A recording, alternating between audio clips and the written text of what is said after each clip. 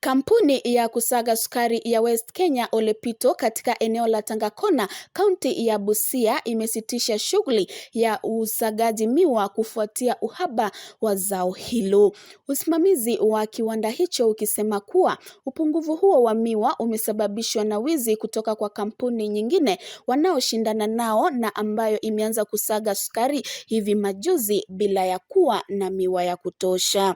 Meneja mkuu wa kiwanda hicho Gerard Okoth amesema kuwa imewalazimu kiwanda hicho kufungwa ili kuwezesha miwa iliyoko shambani kukomaa na kufikisha umri tajika, huku akitoa lalama kuwa kampuni moja wanaoshindana nao imechukua fursa hiyo na kuanza kuwashinikiza wakulima kuwapa miwa, huku ikizingatia kuwa kampuni hiyo ilikuwa na kandarasi na wakulima hao. Miwa kiwango chenye kwamba ilikuwa hali ya juu, na jua ya kwamba competitors wetu hawakuwa wamewekelea maanani mambo ya cane development, lakini kulingana na data yenye niko nayo na vile tumetembea katika uwanja, miwa ambayo iko ni changa, na tukiendelea kukata hatutakuwa tunafanya mkulima good service. It will be unfair for the farmer. Kuna wale pockets of farmers, wale wakulima wachache wenye miwa yao pengine iko miezi 15, 16, hiyo tunajaribu kuikata na inakuja tu karibu tani 400, 250 ambayo haiwezi ruhusu factory kuendelea. Tumesimama, tuseme tutasimama, na competitors wetu wanaendelea kukata miwa changa, then inamaanisha tutasimama kwa muda mrefu.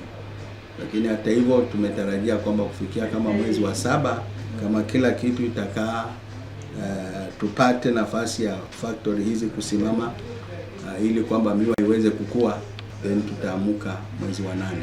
Tunaenda zaidi ya watu 2,000 ambao wanahusika katika hii.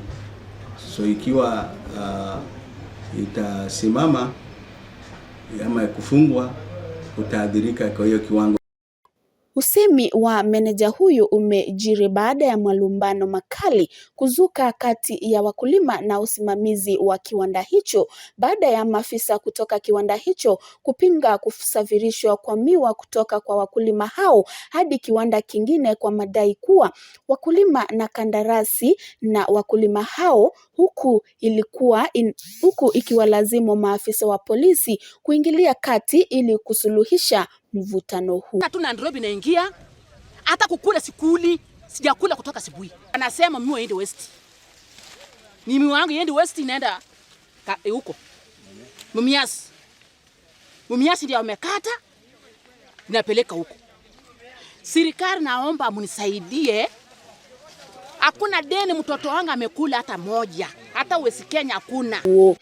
Aidha, wakulima hao walikanusha wakuwa walikuwa na kandarasi na kampuni hiyo na kusema kuwa wako na huru kupeleka miwa yao katika kampuni yeyote, ikizingatia kuwa kampuni hiyo ilikataa kuzingatia matakwa yao. Ina miezi 15. Sasa wanataka ifike miezi 18.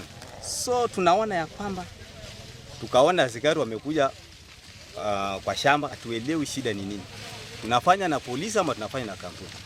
Ikiwa kuna jambo lolote ambalo inataka kampuni, mimi nilienda siku moja nikaongea na general manager, nikamwambia shida za wakulima hawana mbolea, hawana uwezo wa kukuza hii miwa. Lakini sasa tunapoenda huku, mahitaji yetu na shida zetu hawezi wakafanya nini, wakaelewa.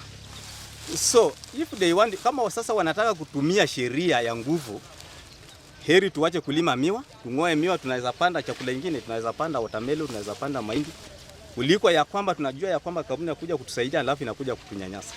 Hakuna haja, hakuna kampuni yoyote ambayo tumechukua farm inputs. So wakati unakontrol na kampuni unataka kukusaidia, lakini huku hakuna kitu lolote ambao unapata usaidizi ambao unapata mahali pale. Sasa miwa kikuwa tayari wanasema because it is a electoral unity, iko karibu miwa ni yao. So kama walileta mbegu, let them produce the evidence. Walete hiyo form ni yenye tu walileta nini? Walileta waanze wa contract, walete ile form ya kulima, walete fomu walisaini ya mbegu, halete fomu ya mbolea. Kampuni ya sukari ya West Kenya Ole Pito na ile ya Busia Sugar zimeishi katika malumbano ya wizi wa miwa kwa muda mrefu, suala ambao huenda likalemaza operesheni zao na kuwanyima wakazi wengi ajira.